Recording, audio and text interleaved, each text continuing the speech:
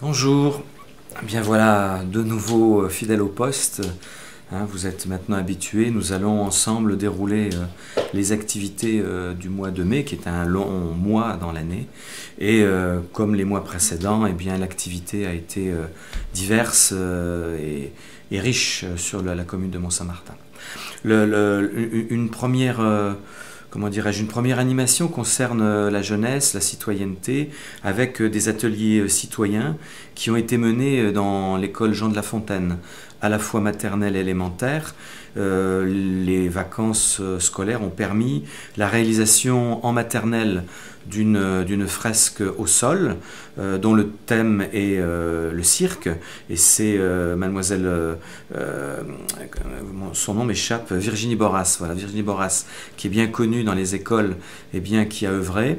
Et puis en élémentaire, par contre, a été réalisée une fresque murale dont la thématique concerne les fables de La Fontaine, et c'est Laurent Musiatini, qui est un artiste bien connu également, et bien qui accompagne les jeunes. Ces œuvres aujourd'hui ornent les murs et les sols de ces deux écoles du Val et de la ville. Et en remerciement, pour encourager la jeunesse, eh bien, le service jeunesse organise deux séjours qui auront sans doute lieu cet été, l'un à Morzine et l'autre au lac du Der. Une autre école est concernée par des activités pour les enfants, du CP au CE1, mais également la CLIS TSL de l'école Albert Yellen eh bien, a travaillé.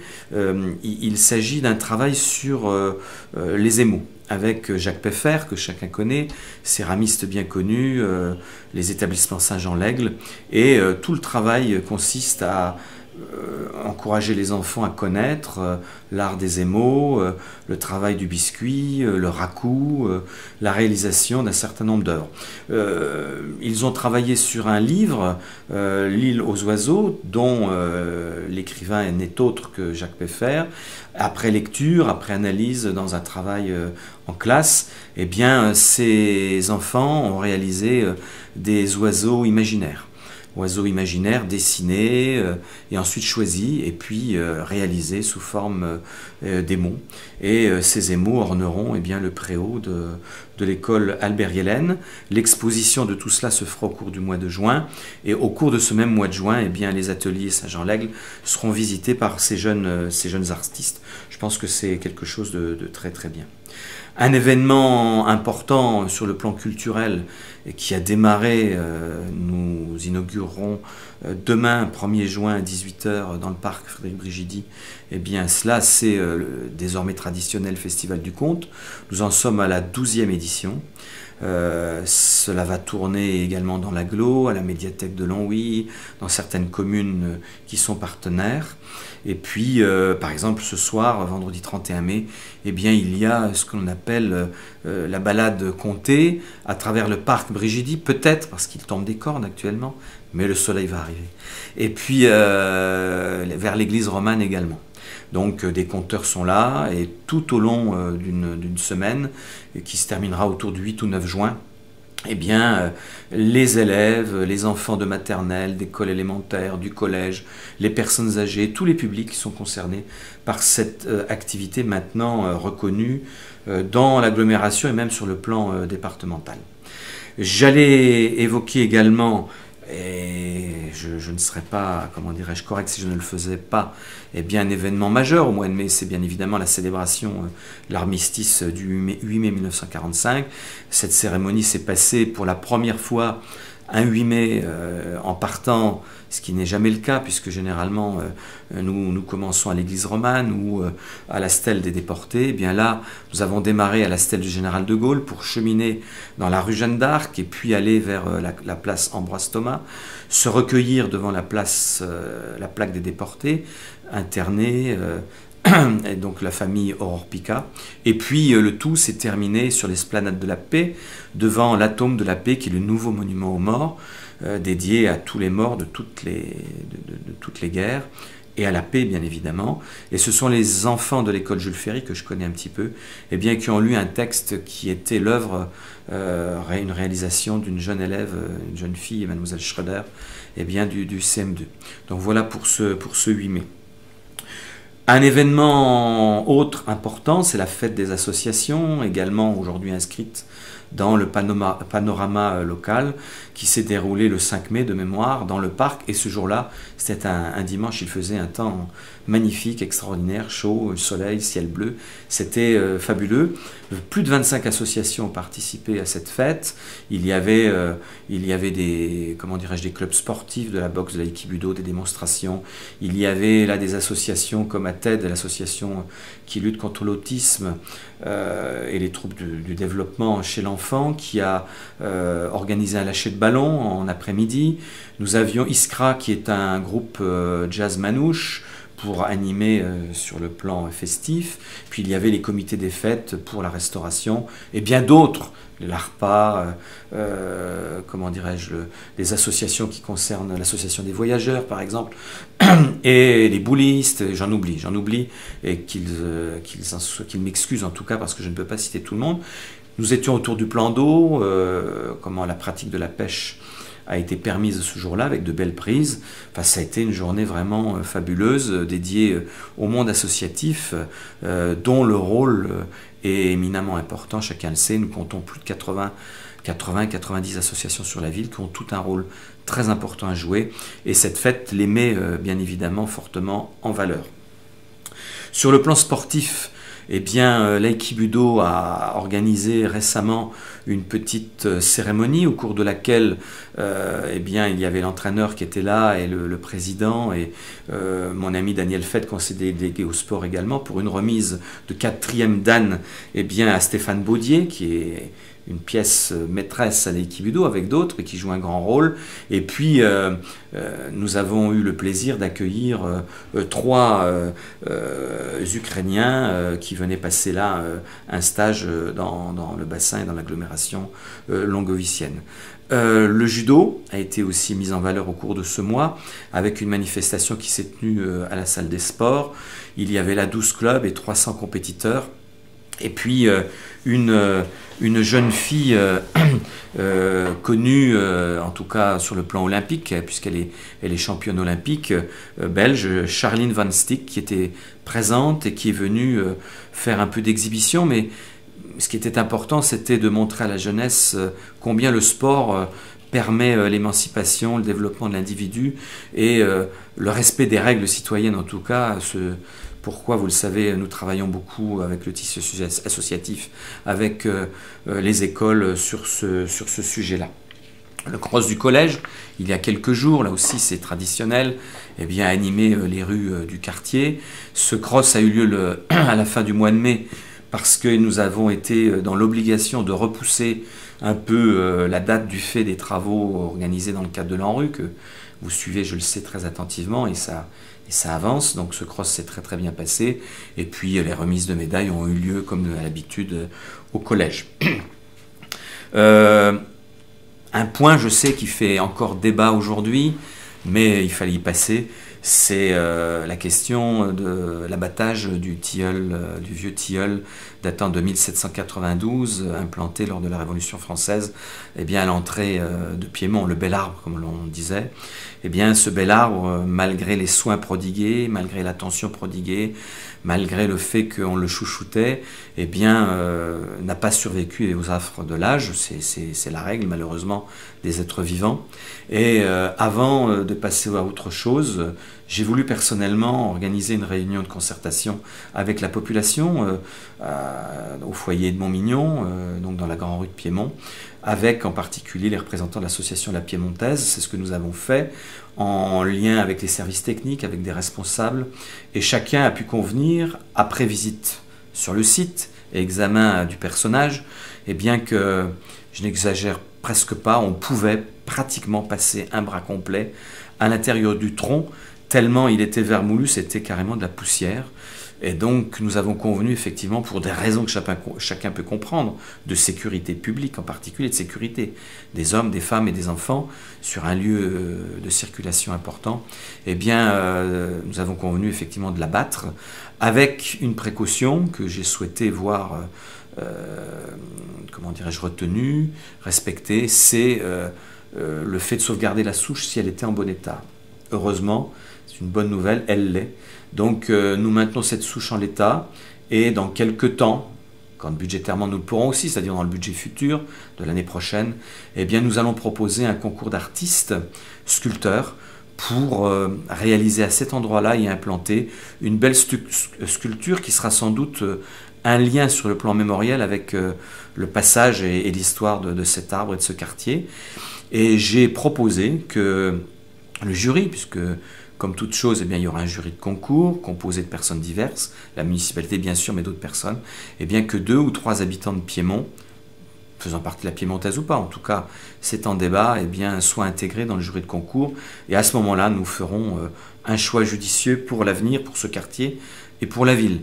L'idée étant que nous pourrions inscrire cela au budget qui sera voté à la fin de cette année 2013 pour l'année 2014. Vous voyez, on est dans des temps à moyen terme. Sur le plan associatif et sur les questions de société, le mois de mai m'a permis de rencontrer l'association des paralysés de France, l'APF, dont le responsable ici est bien connu, mon ami Fernand Tibéry, association avec laquelle nous avons beaucoup travaillé par le passé, je l'avais déjà dit, sur toutes les questions d'accessibilité, puisque la loi oblige 2015, normalement en 2015, tout le monde doit être aux normes. Ça ne sera pas le cas parce que c'est infaisable, impossible budgétairement. Et donc nous avons convenu de reprendre le chemin de la concertation et de l'élaboration de la réflexion, c'est ce que nous faisons. Et donc, comme nous en avions convenu, nous reprenons le chemin de la rencontre, de la réflexion et du travail, l'élaboration de pistes pour aménager la ville.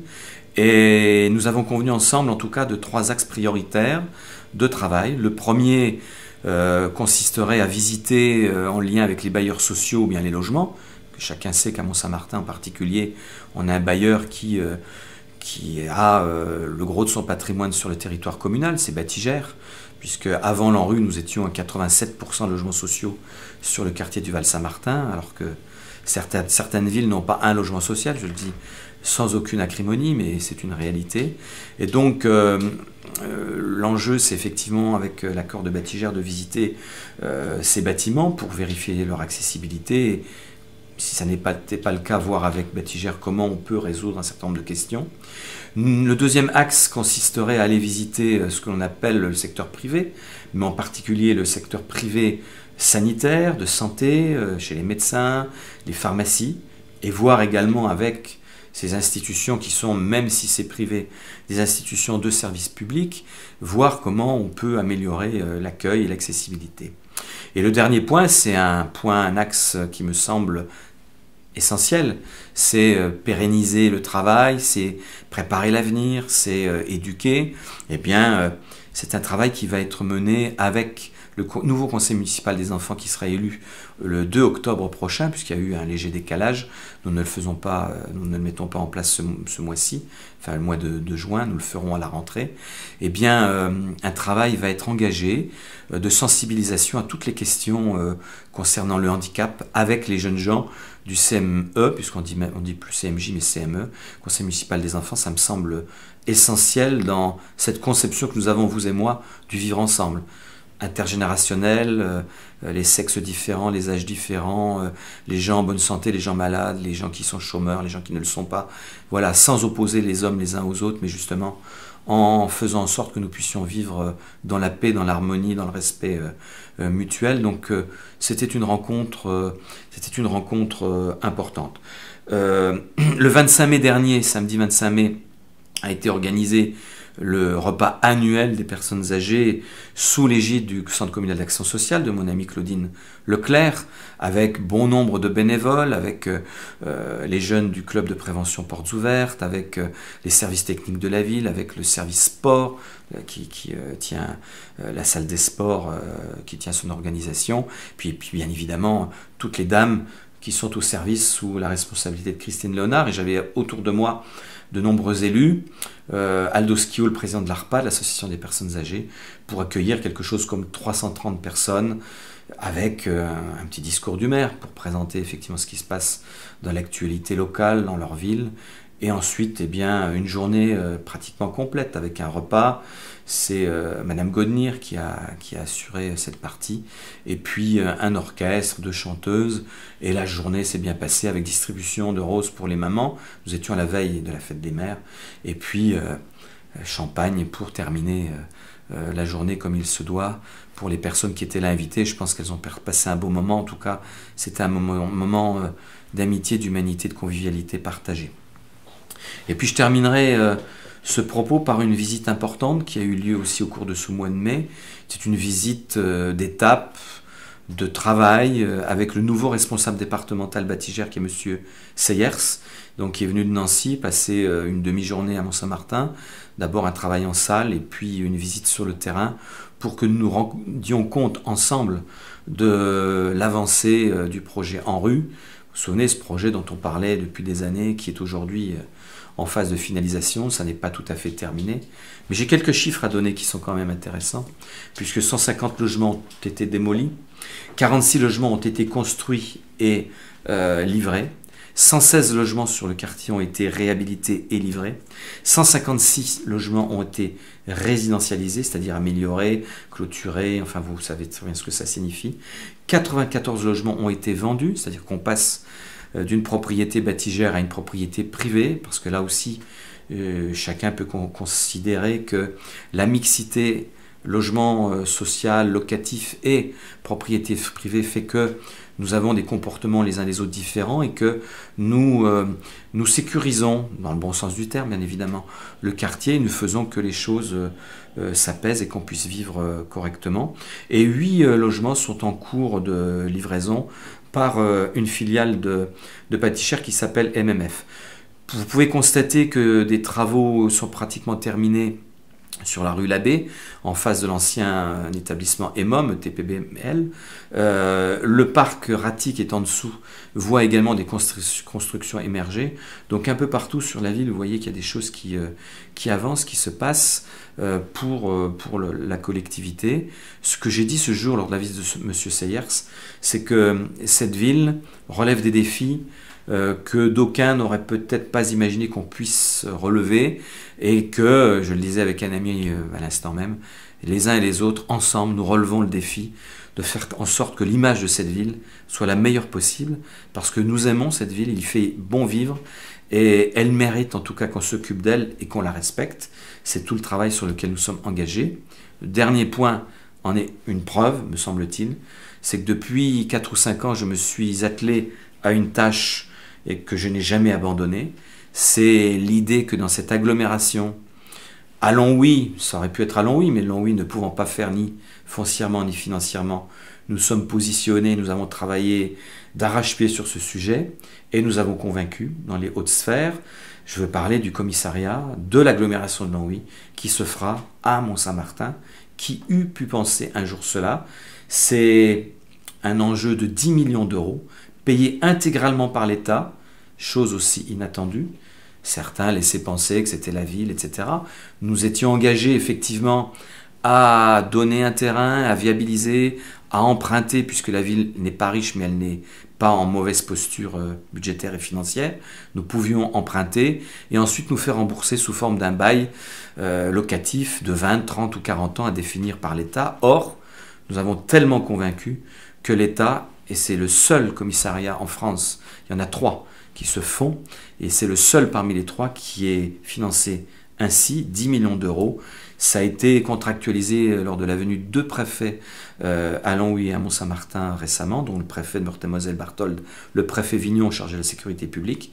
Et donc, moi je suis très fier, très heureux pour vous tous, dans l'agglomération, que nous ayons pu gagner ce défi qui n'était pas simple à gagner. C'est de l'emploi pendant 18 mois, c'est quelque chose qui va marquer sur le plan d'urbanisme le bas de la gare, cette traverse depuis la Belgique jusqu'au passage à niveau de Longwy chez Nadette, cette traverse urbaine qu'il faudra soigner dans un proche avenir.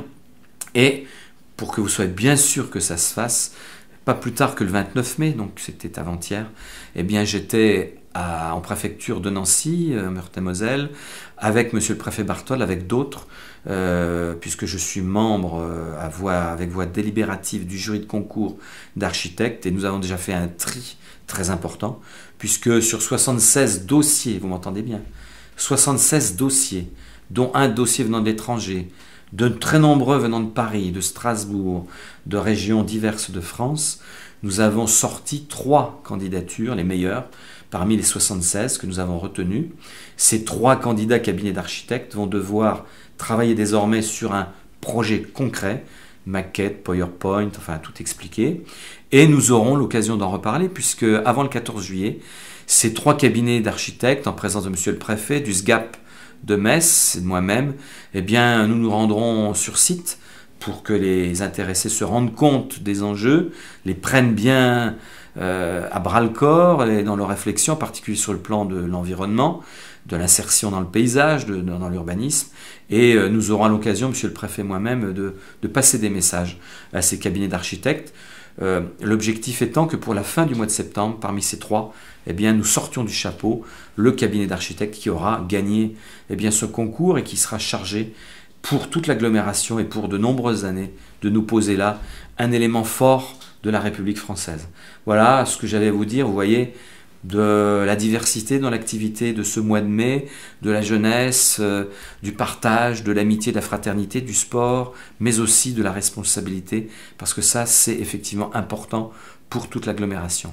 Je vous souhaite un beau printemps qui va arriver, j'en suis persuadé, dans quelques jours.